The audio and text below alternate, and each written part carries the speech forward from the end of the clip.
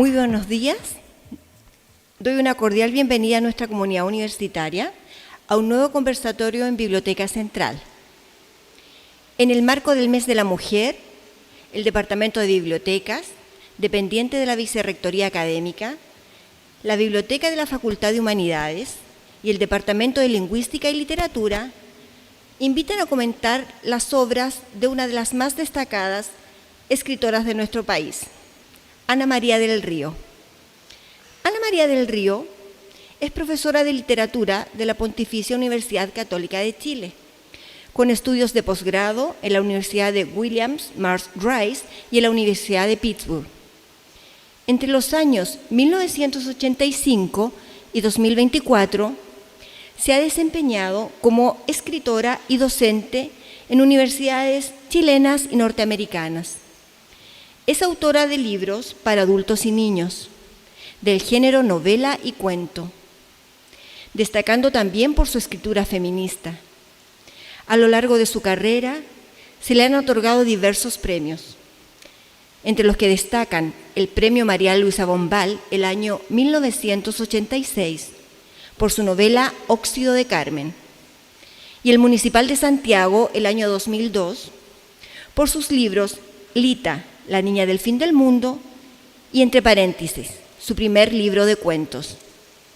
Entre sus obras destacan Óxido de Carmen, entre paréntesis, De golpe, Amalia en el umbral, 7 días de la señora K, Tiempo que ladra, Gato por liebre, A tango abierto, La esfera media del aire, Ni a tontas ni a locas, Pero ahora no es verano, 7 días, Jerónima y su última obra, Me he quedado con tu cadáver, del año 2023. Además de libros infantiles, entre ellos podemos mencionar Lita, la niña del fin del mundo, Un esqueleto en vacaciones, El niño de 10.000 años, La bruja bella y El solitario, y La historia de Manu, todos de la editorial Zigzag. Hoy, para introducirnos en la literatura de nuestra autora invitada, nos acompaña moderando este conversatorio Andrea Yevtanovich Avdalov, escritora, editora, crítica literaria y de teatro, y académica de literatura, mención literatura latinoamericana y chilena de la Facultad de Humanidades de la Universidad de Santiago de Chile. Actualmente, la profesora Yevtanovich es directora del programa de Magíster en Literatura Latinoamericana y Chilena de nuestra Casa de Estudios, integrante del Comité de Investigación de la Brit Day y conductora del programa Animales Creativos de Radio USACH. Entre sus obras podemos destacar Escenario de guerra, Geografía de la lengua, Monólogos en fuga, No aceptes caramelos de extraños y Destinos errantes. Entre sus libros de no ficción podemos mencionar Conversaciones con Isidora Aguirre, Archivo Isidora Aguirre, Composición de una memoria, Escribir desde el trapecio y el ensayo Hablan los hijos, entre otros. Sin más preámbulos, dejo a nuestras invitadas con ustedes. Gracias.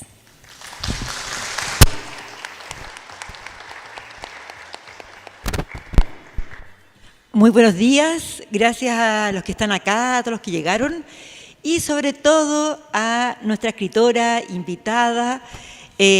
Para mí también es un gusto y quiero compartir la felicidad y el orgullo que tengo del equipo de biblioteca de la Universidad de Santiago, que además han preparado este nuevo lugar y con quienes he tenido el placer de ir trabajando en distintos ciclos.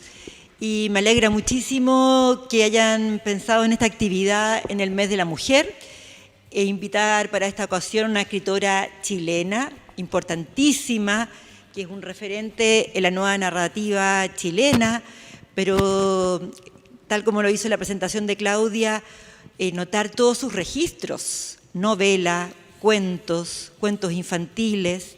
Además es una gran editora y junto con ser colega de Ana María en el colectivo Ouch, de autoras chilenas, ella no sabía, pero yo dediqué un capítulo de mi tesis a Óxido de Carmen, Esta es la tesis que piden en los doctorados, un libro, un ensayo extenso. Y Óxido de Carmen es para mí una novela joya, redonda, que no le sobra ni un adjetivo, nada. Y quería justamente partir un poco, quizás por lo que yo vi en esa novela, que es una novela que va a cruzar el cuerpo femenino, que quería partir con lo siguiente, por ahí, con las protagonistas. Tú tienes muchos libros con protagonistas. Jerónima, Carmen, la protagonista de Óxido de Carmen, la señora K. En varios de tus cuentos, por acá está el nuevo libro de cuentos. Ahí vamos a preguntar algo porque veo en el público a muchos de mis alumnos de literatura narrativa que están a puertas de pasar al desafío de escribir su primer relato. Así que vamos a poder hacer preguntas bien técnicas del género del cuento. Por ende, dado que estamos en el mes de la mujer y este es el marco de la actividad, quería preguntarte cómo construyes tus protagonistas. Porque, por ejemplo, Carmen, retomando lo que yo había adelantado, es un cuerpo de una chica joven. Me parece que hay una serie de problemáticas alrededor de su cuerpo que no pueden ser más significativas y todavía nos producen lamentablemente mucho eco, que es un cuerpo que está atravesado por la vigilancia, por la censura familiar y social, por el castigo social, por la noción religiosa, y se va viendo a medida que se despliega en esta breve pero contundente novela las diferencias que hay entre ella y su medio hermano. Entonces es un cuerpo que es foco de muchas violencias. Y bueno, y después vamos a seguir con tus otras protagonistas, pero te quería preguntar, ¿cómo has pensado presentar a estas protagonistas, por ejemplo en Carmen, que está al lado de la violencia? Porque después vamos a pasar a las otras protagonistas que viven quizás el descubrimiento del goce. Eso. Hola, oye, primero que nada, ¿se oye o no? Muchas gracias por haberme convidado a esto y tengo que decir, por supuesto, que estoy aterrada porque estar delante de estudiantes de la USACH no es lo mismo que estar en cualquier otra parte. Personalmente yo hice unas clases de literatura hace más o menos unos 520 años aquí, cuando campeaba el estructuralismo. Ninguno de ustedes había nacido todavía y eran clases para las que yo me preparaba muchísimo. Llegaba transpirando, aunque fuera invierno, y me iba transpirando de pura angustia porque las preguntas y la manera de captar era muy distinto a la de cualquier otro estudiante. Sí. A ustedes los respeto, los admiro y los temo, obviamente. ¿Cómo construyes tu protagonista de Carmen? Fue muy curioso porque escribí toda la novela primero en primera persona, como si lo hubiera escrito, hubiera hablado Carmen, y no funcionaba. Y cuando una novela no funciona es lo mismo que cuando un blue jean no funciona. O sea, no hay arreglo posible de un blue jean y no hay arreglo posible de una novela. Y entonces de pronto pasa que tú te das cuenta que la voz está equivocada, porque a una persona sometida a lo que yo llamo el territorio minado de la familia chilena, porque es realmente un territorio minado y absolutamente el terreno más dictatorial que existe, hasta hace muy poco atrás, ahora está variando mucho la conformación, pero una persona en ese ambiente no podía llevar la voz cantante en absoluto. Era un personaje del cual se oía su actuar. Entonces, por eso el narrador pasó a ser el medio hermano y la Carmen pasó a ser la observada, la vista, la víctima y la realmente destrozada, interior y exteriormente. es importantísimo el contexto en que esto fue escrito. Fue escrito en el 83, en que eran los años duros de la dictadura, en que había censura, por supuesto, en que nada se podía decir. Y me tocó conocer, y bueno, también yo provenía de una familia que era un territorio minado, es decir, había muchas prohibiciones, había una normativa estricta, había una especie de, yo diría, código en cuanto a la manera como uno se relacionaba con las personas de fuera de la familia. En fin, estaba todo tapiado, había demasiadas cosas de las que no se hablaban, mi familia y muchas familias son expertas en eso.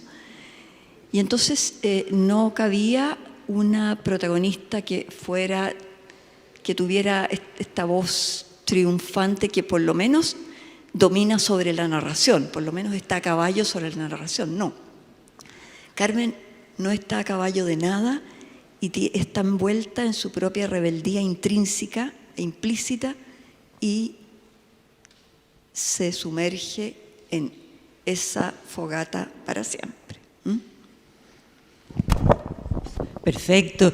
Y sabes que lo que acabas de comentar no puede ser más pertinente. Aquí quizás algo para los alumnos de la clase de literatura narrativa, que es lo que hemos estado conversando, el punto de vista.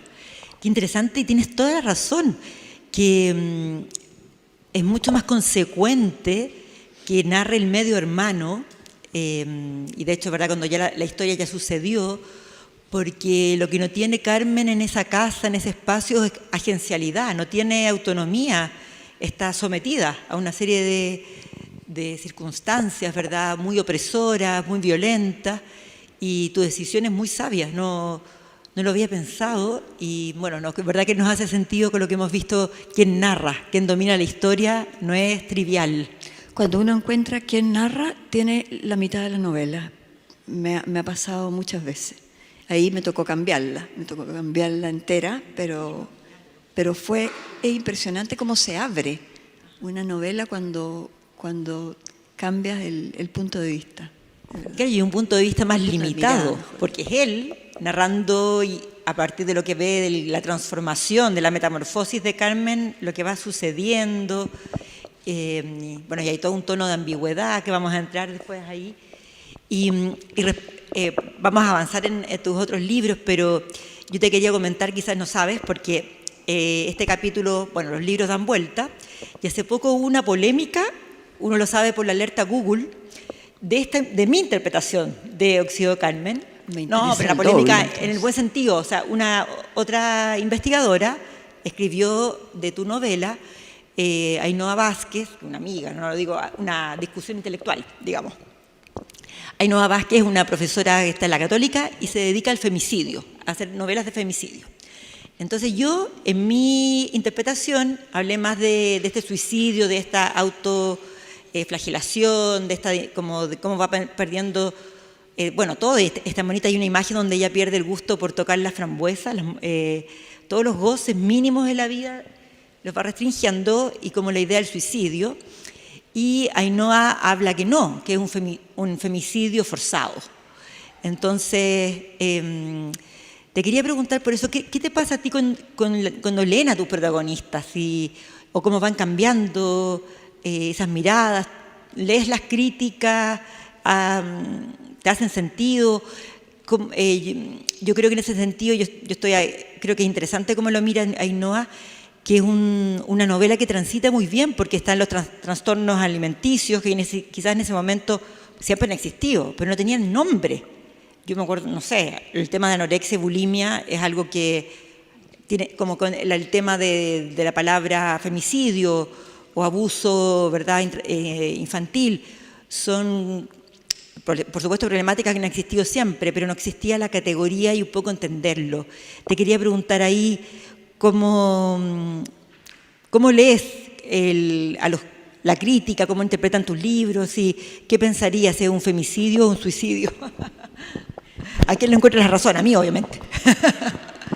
Mira, voy a tener que leer ese libro morado de todas maneras, porque es el colmo que yo no sepa. No, el colmo que yo no te lo regalé, pensé que lo tenía.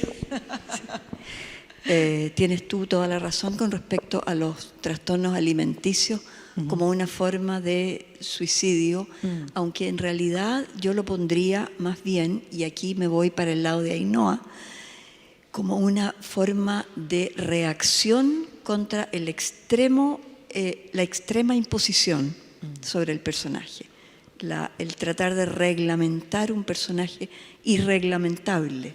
Claro.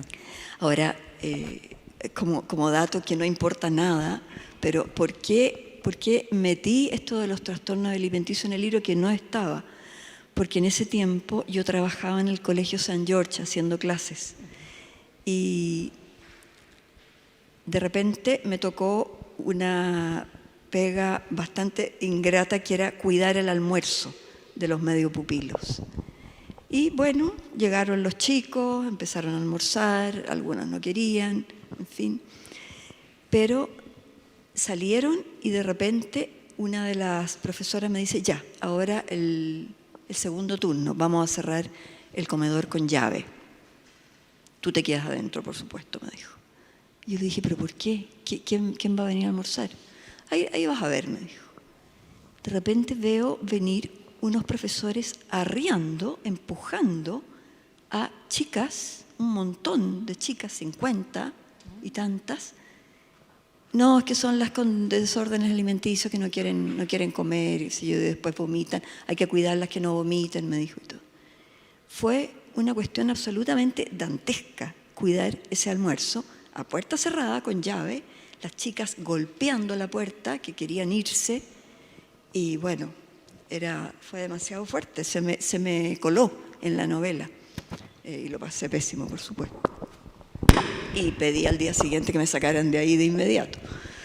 Qué bueno que compartes esa vivencia, porque nuestros alumnos son alumnos de pedagogía en castellano, otros yo sé que son de otras carreras, pero muchos hay de pedagogía en castellano y van a empezar a hacer sus prácticas, y es algo que también es parte de la convivencia con los adolescentes, un conflicto con los adolescentes, el tema alimenticio, ¿verdad? Los trastornos alimentarios, y puede ayudar a pensar esta novela, por qué suceden, cómo se pueden abordar. Es algo un poco extra de la literatura, pero es interesante cómo lo piensas. Y ampliando a más de tus protagonistas, incluida Carmen, hay algo que es bien particular, pienso en la señora K, en Carmen, en Jerónima, sobre todo en la señora K también, de descubrir el propio cuerpo femenino, que también eso ha sido un aporte de la escritura hecha por autoras, pese a que no es, estábamos leyendo Madame Bovary y decíamos, wow, la escribió un hombre, tan distante a Emma Bovary, de modo que no hay libertad en la literatura, pero el modo como tú construyes a estas mujeres que descubren su cuerpo, descubren su goce, todo el trabajo de las imágenes del erotismo. Te quería preguntar un poco cómo ha ido, yo me acuerdo que la señora K fue un poco polémica esa novela. Tú decías en la Biblioteca Nacional que había gente que decía, Ana María del Río es una autora que escribe cochinadas. Ah, sí, por mucho tiempo. Vamos a eso. Claro. ¿Cómo hace una autora para trabajar el cuerpo de su protagonista, llevarlas a la letra?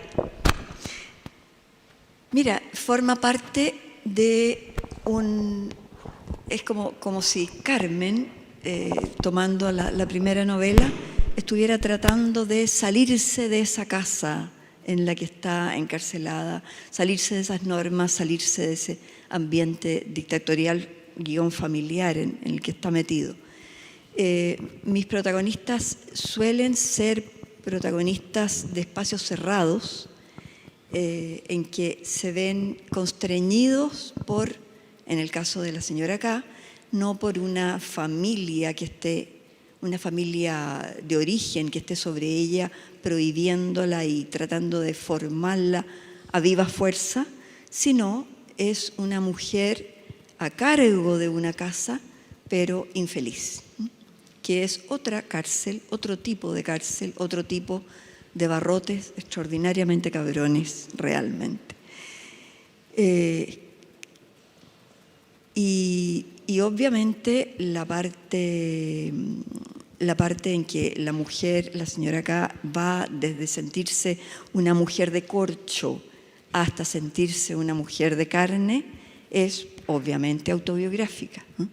Me he sentido yo una mujer de corcho por años, debido a distintas especificidades de mi cuerpo, medicamentos, etcétera, que me han hecho sentir así. Entonces tenía un poco el terreno dado, a pesar de que no es una autoficción, para el poder narrar la historia de esta aventura o aventurarse la mujer por su propio cuerpo, que es tal vez la única manera de escritura femenina. Concuerdo contigo cuando a ti te preguntan si existe la escritura femenina, tú dices no, para nada, pero sí la mujer debe escribir su cuerpo.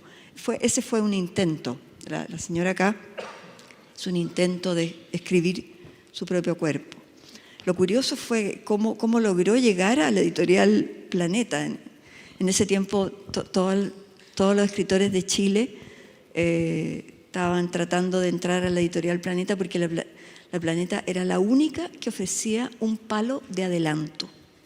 Un palo de adelanto, ¿se dan cuenta? La maravilla. Antes jamás ninguna editorial chilena te había ofrecido adelanto de ningún tipo, y acaso querís nomás y ándate con tu manuscrito a la casa si estáis disconforme.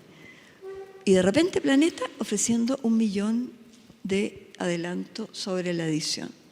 Entonces, por supuesto, obviamente todo el mundo se trasladó a la editorial Planeta. Y yo estaba en el norte viviendo y escribí esta novela. Yo me demoré muy poco en escribirla. Nació a raíz del desafío de una amiga con la cual yo vivía en el desierto. Realmente vivía al comenzar el desierto en Arica, a la salida de Arica. Al lado mío había una fábrica de ladrillo, efectivamente, tal como está en la novela. Y era una soledad absolutamente geográfica y total. Y dije, bueno, sí, estaba pasando por un matrimonio pésimo, por supuesto, como todo escritor que se respete. Tenía niños en el colegio y pasaba mucho tiempo sola. Y dije, bueno, aquí o escribo o me vuelvo loca, porque en Arica hay muchos locos, te diré, muchos. Y entonces empecé esta historia de una mujer que se queda sola en casa, sola, completamente sola. Y ahí surgió, por supuesto, el masturbarse, el poder explorar el propio cuerpo desde el punto de partida de una mujer cero adicta a eso y cero conocedora de eso y cero nada. ¿Por qué? Porque venía un poco de la familia de Carmen, que la había moldeado a su placer. Y ahí me topé con una de las cosas más interesantes con las que me he topado en mi vida como escritora de qué pongo primero. El erotismo es hiper difícil, porque estás todo el tiempo en la línea, en la cuerda floja del porno. Y me metí, me compré novelas porno, que en Arica abundaban, por supuesto. Empecé a tratar de leer, etc. Y me extrañó y me sobrecogió la repetición. Llegado a un punto de la descripción de zonas erógenas o actos eróticos, empezaba una especie como de código de métemela, sácamela, chúpamela, etcétera, etcétera. Y yo dije, no, pues, tengo que ir por otro lado. Y de verdad me sacó canas verdes. A nivel de lenguaje, cómo tú construyes un erotismo.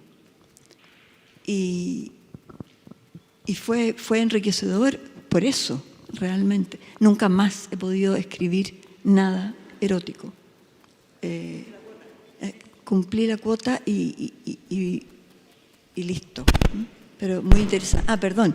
Y entonces, en ese tiempo, Planeta, y por eso viene mi cuento, yo en Arica, bueno, pesqué mi manuscrito, yo lo escribí en máquina de escribir eléctrica, la señora acá. Pesqué mi manuscrito, orgullosísima, por supuesto, y fui a la única fotocopiadora que había en Arica en ese tiempo, 1980. Y entonces dije, oye, por favor, sacas 2 copias de esto.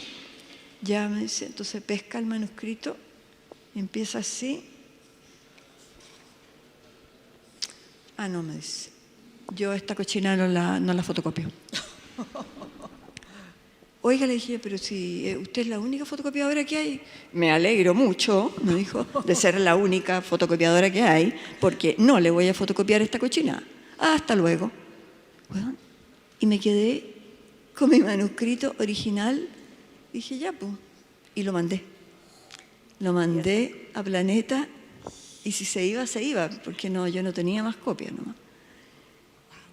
Y me acuerdo que llegó a las manos de Jaime Collier, que en ese tiempo estaba escribiendo sus propias cosas, sí, y que le importaba un huevo lo que le llegara. Y llegó y la metió en un closet. Y tuve la increíble suerte de que al día siguiente llegara el gerente de Planeta y viera este closet, retaran a Jaime y mandaran a Bartolo Ortiz a hacerse cargo de este closet de gente que quería el palo de adelanto de Planeta, por supuesto. Y ahí entonces me leyó Bartolo y me llamó por teléfono. Que yo estaba segura que se veía, porque esto pasaron como 8 meses. Wow. Así que esa es la historia de... O sea, te tocaron otras 2 censuras ya en el libro, antes de ser publicado. Sí. La censura del fotocopiador, vamos a tener cuidado acá en Ecuador, todos acá. Acá están las fotocopiadoras que usamos en USACH, ahí en la esquina. Y también la desidia del colega y del editor de ese momento. Él estaba escribiendo su libro, cuento que es muy bueno. Sí, pero yo lo entendí pero perfectamente. Si ocupas ese lugar, también es una especie de autora de Arica, segunda categoría. Otro tipo, ¿verdad? Varias vallas que hay que pasar. Y yo quería ahí también sumar tu reciente libro de cuentos. Me he quedado con tu cadáver, acaba de salir. Ana María me estaba contando que son cuentos, digamos, que llevan su tiempo. Y tú hablas de los años 80, te tocó vivir la dictadura y sin duda eso influyó en los autores. También cuando tú contabas estas anécdotas me preguntaba si te tocó interactuar con la figura del censor. El censor, ustedes son muy jóvenes, el censor existía. No es como, no es como el Gran Hermano o una distopía. Había un censor que filtraba las obras literarias y las obras de teatro. Iba a los ensayos de las obras de teatro y decía si era mostrable o no, o sea, mostrable o no mostrable, digamos. Y entiendo que con los libros también. Y tu último libro, tu última colección de cuentos, también coincide con lo que decías recién, historias en espacios cerrados, en casa y también con cuerpos heridos. Entonces te quería también llevar a esa circunstancia que se cruza con tu trayectoria de escritora, que es la dictadura, y que recoges también en estas historias. Escribir en dictadura no fue fácil. Ustedes han oído muchos testimonios, tal vez, de escritores mayores que cuentan lo difícil que fue. Era algo semiclandestino, nos reuníamos en talleres. Tú eras bastante más niña. Estoy hablando de escritores de la edad de Pía Barros, a pesar de que Pía es menor que yo. En fin, era algo que se hacía por debajo, absolutamente. Se publicaba lo que en ese tiempo se llamaban trípticos, que eran hojitas que se repartían en las micros con cuentos ilustrados por grandes ilustradores chilenos, Rufino, Pepo, etc. Y no era fácil. Y entonces había que realmente ir por el borde de lo permitido y de lo no permitido. Sin embargo, se hacían eventos. nunca voy a olvidar el evento en que nos juntaron a un montón de cuentistas. Era una protesta, pero una protesta literaria en el Ictus de la calle Merced. Incluso la figura cumbre de ese momento era Donoso con su obsceno pájaro de la noche, ¿no es cierto? Que lo acababa o estaba muy reciente publicado. Entonces fue Donoso y toda la cosa se convirtió en un evento muy importante. Y el evento era salir a sangre a leer el cuento, y vimos a los de la CNI al fondo con sus anteojitos oscuros, vigilando que no se dijera nada. Todas las dos últimas filas estaba con esas personas. Nos miramos, incluso salimos para atrás, para bambalina, y la pilla dijo, bueno, ya estamos aquí, cagamos nomás, o sea, vamos a tener que hacerlo de todas maneras, a leer nomás. O sea, Donoso leía un capítulo de su novela y nosotros cuentos. Yo me acuerdo que leí un cuento pésimo mío, pero que era muy alusivo en ese entonces, porque era como que en los talleres uno se daba el permiso de ser un poco, o sea, no un poco, totalmente disidente en cuanto a la dictadura. Entonces yo escribí un estúpido cuento de un dictador, o sea, en que reúne a todo el pueblo y dice que les va a decir algo importantísimo y todo el mundo es obligado a ir, que o sea, todos, aunque estén trabajando, son sacados en camiones, llevados a la fuerza, empujados al lugar, al estadio donde el dictador iba a pronunciarse frente al pueblo. Y entonces, bueno, al final el dictador se abre el Marruecos y mea a todo el mundo. Pero una cosa era escribir eso, otra cosa era reírse en un taller y otra cosa era leerlo delante de las dos filas de CNI que había ahí. Y bueno, lo leí, pésimo lo debo haber leído seguramente. ¿De miedo? No, para mí. Y cerraron las puertas, no con mi cuento, sino que cuando terminó el acto cerraron las puertas. Aquí nos vamos todos detenidos, dijo uno de ellos. El señor Donoso puede salir. No, dijo Donoso, yo no voy a salir. Si ellos se van, voy con ellos. Vamos a pasar la noche en la cárcel. Y gracias a eso, hicieron llamados, no había celular en ese tiempo, llamados van, llamados vienen, etcétera, etcétera. Y nos dejaron salir. Esto terminaba a las, 8 de la noche. A las 12 de la noche estábamos saliendo a la calle Merced. No conocía esta anécdota y curiosidad. Nos fuimos. ¿Quiénes más estaban? ¿Otros autores? Todos los...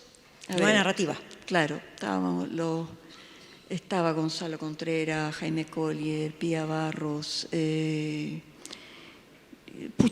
se me pierden los nombres ahora, pero perfecto. Estaban todos temblando de miedo, por supuesto. Y llegamos, me había acompañado mi ex, en ese tiempo estábamos casados, y a todos los autos de la cuadra les habían reventado los neumáticos. Entonces tuvimos que volver a pie, y bueno, al final no había vida nocturna en ese tiempo, pero volvimos todos juntos, en grupo, hablando. Fue muy bonito. Pero entonces censura había, mucha. Claro. Y pensaba en uno de los cuentos de este libro, el de Pieza del fondo, pieza o el fondo. Pieza del fondo, pieza del fondo. Del fondo, ¿verdad? Te quería preguntar por ese cuento, tiene una cosa como sombría también, cómo se cruza la violencia política. Sí, ese cuento nació de una amiga que fue torturada y que me accedió bondadosamente a revivir esto conmigo muchos años después, muchísimos años después. De hecho, conservó la vida, pero quedó absolutamente dañadísima, y estuvo en Arica ella, y se dedicó a algo ella hacía peluquería de perros. Peluquería de perros, y un día vio venir a un hombre con un perro que le dijo que se lo tuviera por el fin de semana porque él se iba a ir de viaje, y ella hacía eso, prestaba ese servicio, y le dijo que sí. Y de repente el hombre se sacó los anteojos oscuros que llevaba y ella automáticamente se puso bajo las órdenes de él, tal como se había puesto en las sesiones y sesiones y sesiones de tortura. El hombre se fue y ella quedó ese fin de semana con ese perro, pero me llamó. Yo fui a su casa, ella apenas se podía casi tener en pie, tuve que ayudarle a bañar al perro.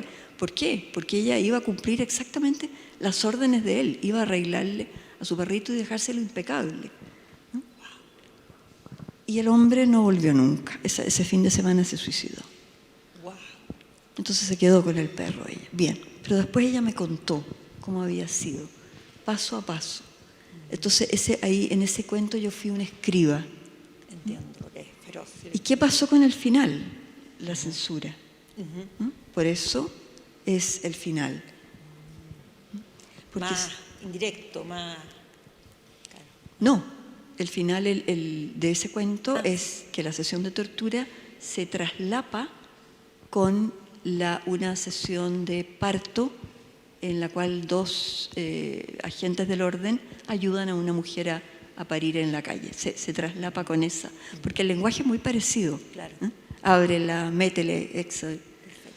Entonces, y eso después fue representado gloriosamente en Arica en el Teatro de Sombras del Teatro Municipal de Arica, en que ponen una sábana y la persona estaba haciendo los gestos y hablando, claro. A través de la silueta se iba adivinando las formas que iban haciendo. Sí, no, fue buenísimo, muy lindo.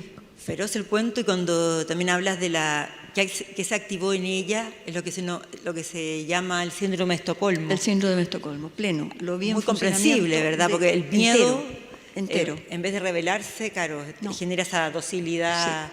No, y se quedó con el patológica, perro, ¿no? claro. Sí. Y perturbaba la cosa entre el suicidio y que el perro. Sí. Sí. También en la presentación, y algo comenté, te quería preguntar por las formas, porque has escrito varias novelas, libros de cuento para adultos y cuentos de niños. Acá nos trajo Ana María el último, que se llama Ami la llamita. Ah, qué bonito, con ilustraciones. Vamos ahí para que lo puedan ver. Y tú como autora, cuando te enfrentas a una historia, ¿cómo sabes si va a tomar la forma de novela, de cuento o de cuento infantil? ¿Cómo percibes hacia dónde va el material, en cuál de los registros? Separa el cuento infantil. Claudia me preguntó antes de empezar este conversatorio cómo lo hacía para escribir de adulto y de niño, y yo le dije, sí, es una esquizofrenia declarada. O sea, son dos carriles y yo galopo en los dos caballos, y a veces toca uno y a veces sin querer toca el otro. No tiene nada que ver. Son dos actitudes muy, muy distintas. Por ejemplo, el libro, o sea, cuando escribo para niños, yo escribo a mano, total. En cambio, bueno, ahora último, por supuesto que la señora acá partía escribiendo a la mano también y todo eso, pero ahora último escribo más con teclado, por supuesto. Y en cuanto al cuento o novela, es impredecible. Ahí yo hago lo que recomienda Cortázar. Oye, si un cuento se te hincha y empieza a ser novela, hazle caso, por favor. No trates de remitirlo o de arrinconarlo en la forma cuento, porque está destinado a ser novela. Generalmente a mí me viene bien la parte de novela corta, a pesar de que el libro que va a salir este año es una novela muy, muy, muy, muy, muy larga. Ay, adelántanos eso. Sí. ¿De qué qué trata? Está buenísimo. Me gané el fondo de publicación para la novela, o sea, yo postulé para un fondo de creación para esta novela y después pedí plata para publicarla, sin ninguna esperanza, porque generalmente no dan plata para publicarla y uno tiene que arreglársela con las propias uñas. Y ya no hay Planeta dando palos de adelanto ya, o sea, de frentón eso se acabó. Así es que postulé con esperanza, pero sin ninguna seguridad y gané entonces el fondo para publicar. La novela se va a llamar Es gorda, gorda, gorda. ¿Qué, 500 páginas? Sí. Wow. Es una novela generacional, es una novela que habla de todo esto de que hemos estado hablando. Perfecto. ¿Ah? Es una novela de universitarios de los años 78, 80, 83. Es una novela de amor y se llama Los años urgentes.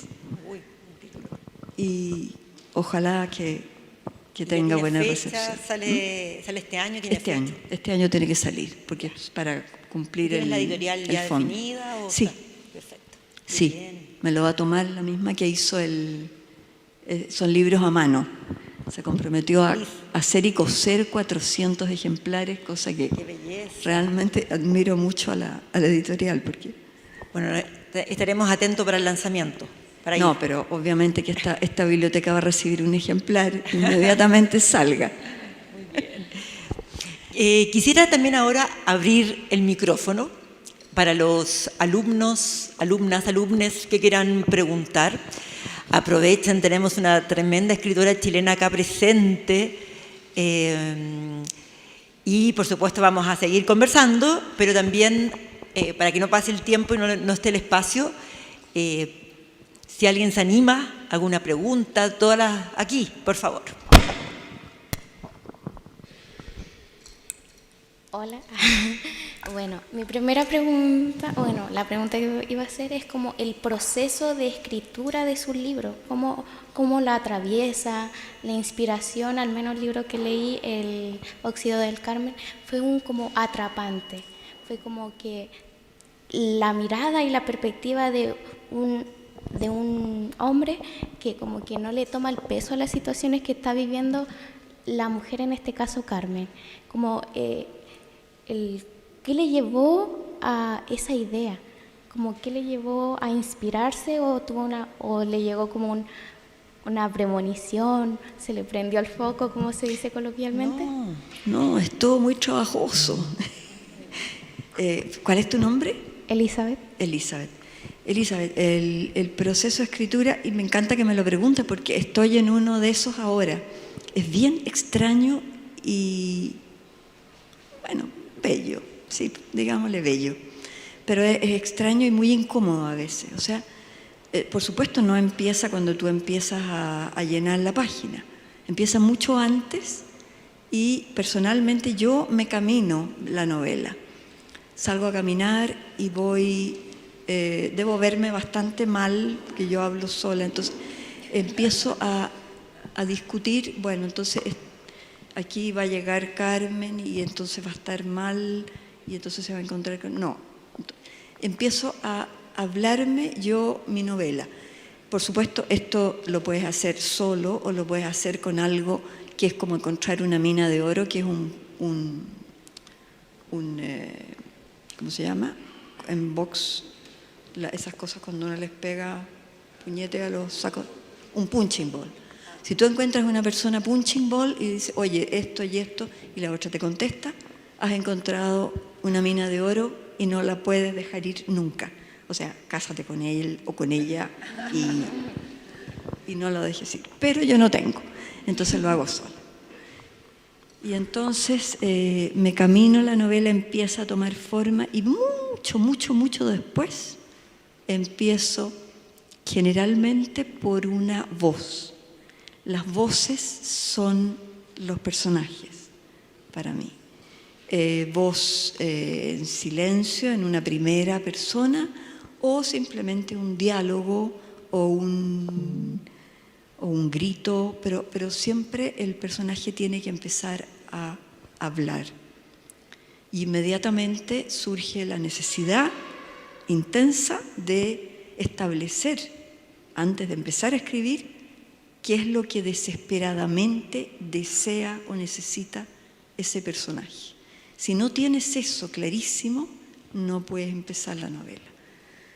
Entonces, estoy en ese proceso, no me ha ido muy bien, pero es bueno porque es un proceso largo en el que ahí el tiempo uno se lo da, no importa, se lo da nomás. Y si tiene que priorizar eso con otras actividades, bueno, lo prioriza. Muchas gracias. ¿Otra más? ¿Otra pregunta? Hola, buenas. Hola. Yo quería preguntarle cómo llega a la voz infantil en sus cuentos y en sus libros. Por ejemplo, bueno, tiene todos sus cuentos para niños, pero también en Tiempo que ladra, la protagonista es una niña como se podría decir en los 1000 días de Allende y con el golpe. Entonces me gustaría saber cómo llega a esa voz o a esas voces. Hay una parte, hay un registro dentro de... Estoy refiriéndome a Tiempo que ladra, que es muy especial porque no es un cuento infantil, en absoluto. Hay un registro que está dentro de ti, está en tu disco duro, que es tu niño hablando. Ahora, yo personalmente pienso que tengo... a pesar de que tengo 74, hay momentos en los que puedo tener 7, sin el 4 al lado. Entonces, eso es rico y de verdad lo puedes hacer. Ahora, también me ejercito y aquí sí yo tengo punching ball chicos, tengo nietos y los nietos te dicen inmediatamente si una cosa es estúpida o no.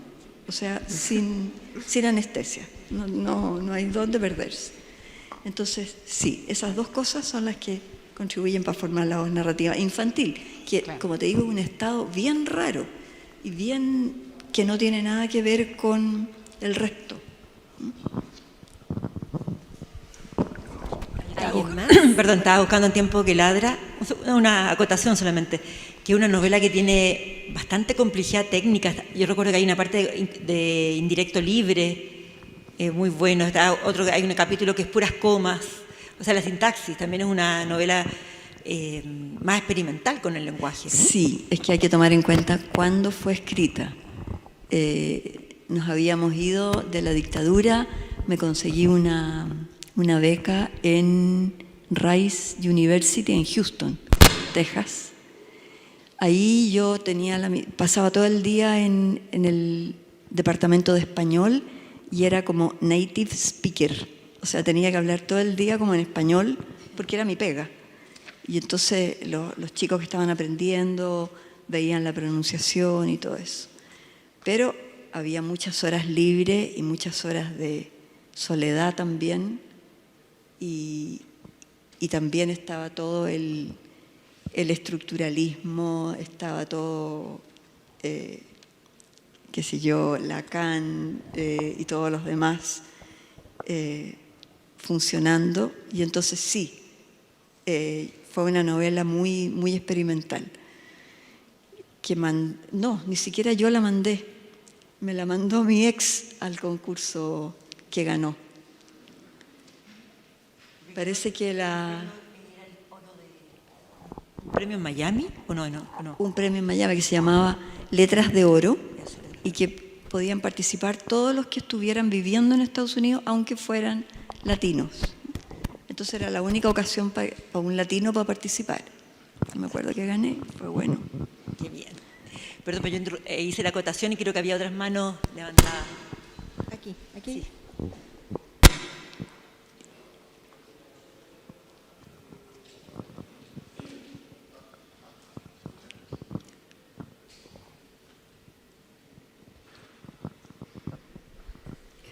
¿Ahora sí? Sí. Ya.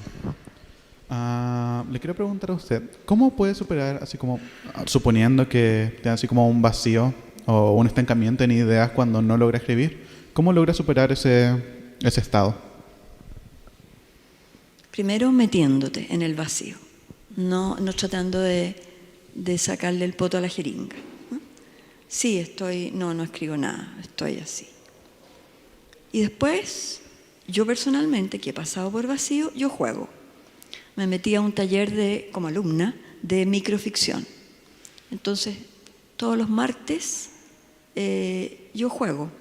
Escribo, por ejemplo, definiciones de diccionario que no vienen a cuento, pero es precioso ese ejercicio. O sea, es como votarse como a María de Moliner, pero exageradísimo. Armo juegos de palabras. Escribo, como en El Resplandor, por ejemplo, escribir una palabra 1000 veces y de repente pasa algo. O sea, no hay que tenerle miedo en absoluto al vacío, para nada. Jugar, distenderse, relajarse o no escribir en absoluto.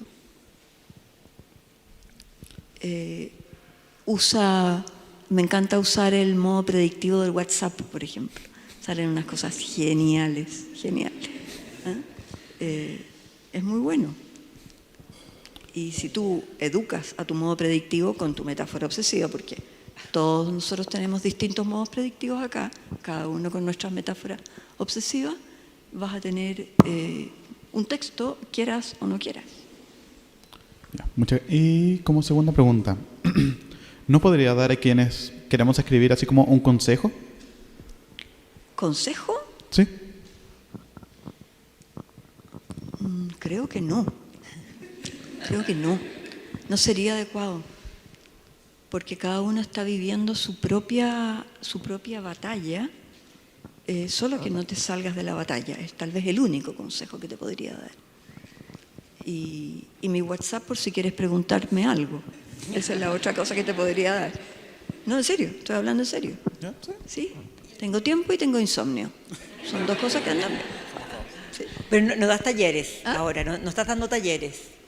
Estoy dando lo que yo llamo como AliExpress, pero no soy AliExpress, que es asesorías literarias individuales. Lo que pasa es que yo me aterro, y ahora estoy aterrada, en enfrentar un grupo grande, etc.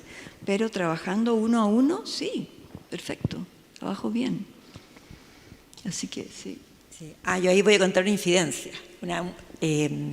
Ana María del Río, yo tuve la suerte que Ana María del Río fuera la editora de mi primera novela. No había nada que editarle, hombre. No. Yo era muy jovencita, la editorial aceptó el manuscrito, pero me dijeron, va a trabajar, imagínense, era como un regalo divino, y le vamos a asignar a una escritora que le va a ayudar a editar, Ana María del Río. Así que tuve el lujo y la suerte de trabajar con ella, de editar y aprender mucho, porque cuando uno parte comete muchos errores, o es muy cursi, o se enreda mucho, así que fue un lujo. Y gracias a Ana María está todo su aprendizaje, de todo lo que yo pude aprender. Por supuesto, la pupila siempre no capta todo. Así es que tuve la experiencia, una experiencia Ali con ella, y he escuchado también de muchas otras escritoras que trabajan contigo sus manuscritos y puros excelentes comentarios, puras maravillas. Así que, mira, para empezar es todo mentira lo que dice Andrea, porque no había nada cursi en esa novela. Me impactó la potencia, la violencia y la potencia de esa novela, escrita así, realmente te hacía falta el puro loli para chupar, porque de verdad era muy, muy joven. Entonces fue muy especial. Gracias. Le vamos acotando. Había más manitos por ahí. Sí, había varias.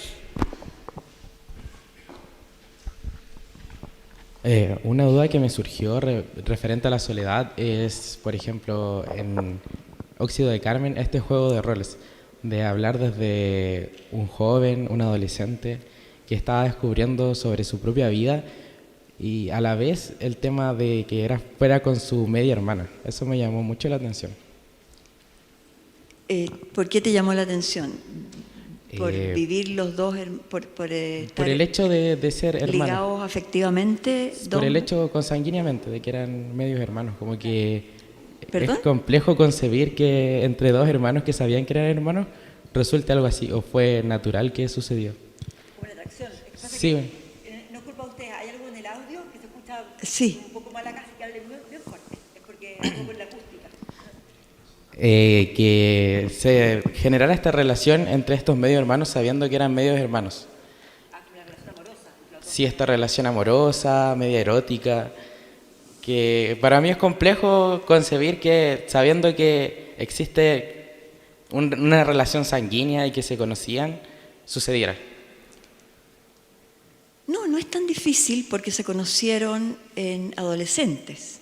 No se venían conociendo desde que eran chicos ni nada de eso. Entonces fue como el único referente femenino joven que tenía el narrador y viceversa con Carmen, que volaba mucho más amplio que el narrador en todo sentido y que era mucho más rebelde que él y todo lo demás. Pero yo pienso que cuando dos, sean medios hermanos, sean hermanos enteros, sean lo que sean, se encuentran en un ambiente de ese nivel de opresión y encierro y prohibiciones que los rondan, creo que es muy fácil que se forme un lazo afectivo, amoroso entre ellos, pienso. ¿Y usted cree que la novela, si hubiera sido de otra forma, habría resultado o fue un foco central al escribirla? Mira, es buena tu pregunta. Si hubiera estado con libre salida de esa casa, o sea, si no hubiera estado en ese espacio cerrado, tal vez no habría resultado. Necesitaba ese encierro. Ese encierro. Gracias. En el cual pueden hacer perfectamente un amor incestuoso, pueden hacer perfectamente en fin, cualquier otra divergencia con respecto a las normas. ¿Hay una pregunta más?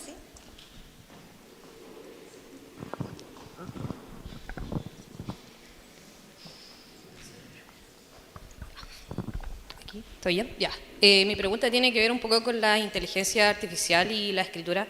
Usted como escritora que lleva una larga data y varios libros, ¿usted cree que es un factor positivo a la hora de escribir, ya sea en estrategias de escritura, buscar ideas, o desfavorece más bien al escritor? ¿Cómo le ve usted su parte como escritora? Buenísima pregunta. Permiso. ¿Cómo la veo yo? Hola. La uso. Claro que la uso. El otro día puse en el GPT-4 escribir un párrafo sobre una mujer que está en el último piso de un edificio y se prepara para lanzarse por un problema amoroso. Respuesta del GPT-4. No le aconsejamos que escriba sobre una mujer que está en el último piso de un edificio porque puede causar más mal que bien. Bueno, así que, ¿qué pasa? Respeto a la inteligencia artificial, pero hay que tener la inteligencia humana de darle órdenes absolutamente precisas, concisas y perfectas. Y creo que ese aprendizaje no me lo quiero dar, me da lata. Pero sí, o sea, si alguien me hiciera clases de cómo dar instrucciones para ordeñar un poco a la inteligencia artificial, hacerla dar algo, feliz me metería. Sí. Muchas gracias.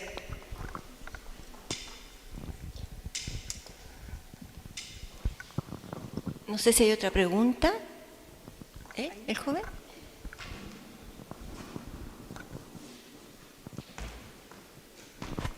Hola, hola, hola. ¿Se escucha? Sí, bien. Un gusto en conocerla. Sabe que yo soy un gran fanático de los cuentos. Siento que hay un estigma con los cuentos que se encierra mucho en lo infantil. Y como desde mis primeras veces conociendo a una autora, quería saber su perspectiva sobre qué opina de los cuentos. Bueno, de los cuentos opino que que no se encierran en lo infantil en absoluto. Mi primer libro fue un libro de muchísimos cuentos, todos de adultos, algunos buenos, otros pésimos, pero no tiene nada que ver con el cuento infantil. El cuento es un género que está en realidad discriminado, yo diría, por las editoriales, ¿no? O sea, el editor le hace un poco el quite al libro de cuentos y prefiere el novelón, la saga o la novela, ¿no? O tal vez la novela corta, ¿no? No sé por qué es eso, yo respeto muchísimo el cuento. De hecho, mi último libro es un libro de cuentos. A ustedes les puedo confiar que no se llamaba así, me lo puso el publicista de la editorial ese nombre, pero en realidad se llamaba Pretérito Imperfecto. Me dijeron que era el título más latoso que habían visto en su vida. Yo no lo encontraba tanto, pero como no sé nada de comercialización y distribución de libros, acepté. Y me pusieron, me he quedado con tu cadáver. Que es un poco de eso se trata el primer cuento, muy de adulto y muy de... Y era un terreno muy propio. No tengo absolutamente... O sea, es precioso el cuento. Solo que por alguna razón que se me escapa, editorialmente no es preferido. Y eso yo diría casi a nivel mundial. Sobre todo en Chile, por supuesto que no. Pero creo que es esa la situación. Y no entra en el terreno infantil. Son dos territorios muy demarcados por sí mismos. En ese punto, ahí podemos compartir que para iniciar el curso les hice leer ese texto de Pía Barros, que se llama Mea culpa el cuento, y comenta que las editoriales le pedían novelas, y ella sentía culpa porque le gustaba el cuento, y que lo que tú acabas de decir, esta mirada de que es un género menor cuando no lo es para nada. Y de hecho estamos leyendo cuentos de Hemingway, de Cortázar, y vamos a seguir con más autoras y autores, y mostrando que el cuento, que en 5 o 10 páginas puedes escribir algo importantísimo. Entonces, quitar ese prejuicio. Exactamente. Ahora, es precioso, y ahí uno sí en el cuento tiene que hacerle caso a Hemingway de cuando escribas un cuento, bota al tiro las 2 primeras páginas a la basura, y ahí vas a tener un cuento muy bueno. Es de verdad, uno siempre, cuando uno se propone escribir un cuento, las 2 primeras páginas no valen nada. Y después empieza el cuento. Bueno, terminadas las preguntas, creo que vamos a agradecer a nuestra invitada, ¿cierto?, haber estado con nosotros. Veo que todos están muy contentos de que ella ha estado acá. Y queremos entregar un obsequio, Carolina. Uno para la profesora. Qué emoción. ¿Los libros puedo abrir? Gracias. Sí, este no es. Que esto era... A ver, ¿qué me perdí? Ahora sí, ese era. Permiso. Muchas gracias, de verdad, se pasaron. Para nuestra moderadora y un gran aplauso por acompañarnos.